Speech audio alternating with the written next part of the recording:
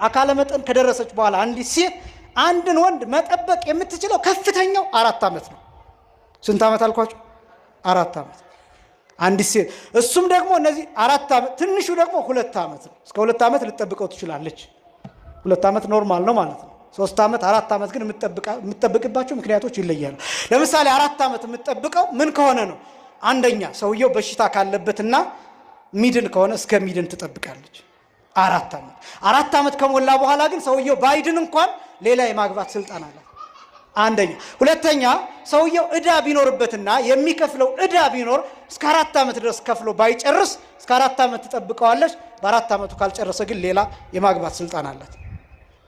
ሶስተኛ ሰውየው ነፍስ የገደለ ቢሆን ወይ ደግሞ የደም ጉዳይ በአካባቢው ያለው የጠብ ጉዳይ ቢኖረው እርቅ እስከሚፈጸም ድረስ 4 ዓመት ቢፈጅ እስከ 4 ዓመት ትጠብቀዋለች። 4 ዓመት ካለፈ ግን ሌላ የማግባት ስልጣን አለ። 4 ዓመት። ይሄ ብቻም አይደለም። 3 ዓመት የምትጠብቀው ከሀገር ከወጣ ማለት ከኢትዮጵያ ውጭ ከሆነ ለምሳሌ 3 ዓመት ትጠብቀዋለች። ከ3 ዓመት በላይ ግን ሌላ ልታገባ ስልጣን አላት። ይሄ ብቻ አይደለም። አገር ውስጥ ግን ከሆነ 2 ዓመት ብቻ ትጠብቀዋለች። ሌላ እነዚህ ያልናቸው ምክንያቶች ከሌሉበት በስተቀር ከ2 ዓመት በላይ ግን እሱን የመጠበቅ ግዴታ የለባትም። ሌላ የማግባት ስልጣን አላት። ብትወደው እጠብቀዋለሁ ብትል ግን የፈለገችውን ያህል ዓመት መጠበቅ ትችላለች። ይሄ ስልጣን የተሰጠው ለሴቷ ነው። ምክንያቱም የሴት ልጅ እድሜ የሚታወቅ። ስለዚህ ፍትሐ ነገሥቱ እነዚህ ነገሮች በሙሉ ጠንቅቆ አስቀምጧል። ከዛ እነዚህ ሰዎች የስጋ ድንግልናቸውን የጠበቁ መሆን አለባቸው። ተክሊል ማለት እንደሱ ነው።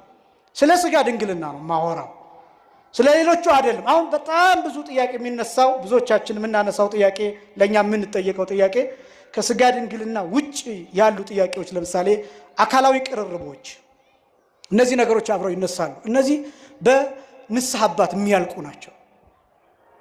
እነዚህ ጥያቄዎች በነገራችን ላይ ካህን ማለት የፍትሐ ነገሥት አንድ አንቀጽ ነው። ነፍስ አባት ማለት ካህን ማለት የፍትሐ ነገሥት አንድ አንቀጽ ነው።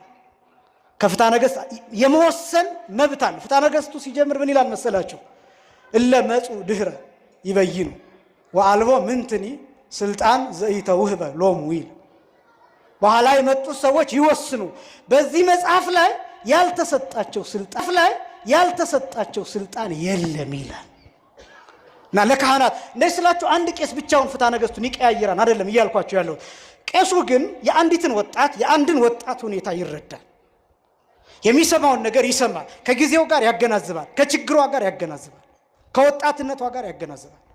ስለዚህ መወሰን ይችላል። ነገር ግን ካህኑ በሚወስነው ውሳኔ የተሳሳተ ቢሆን ፍርዱን ከእግዚአብሔር እንደሚቀበል ያውቃል። ስለዚህ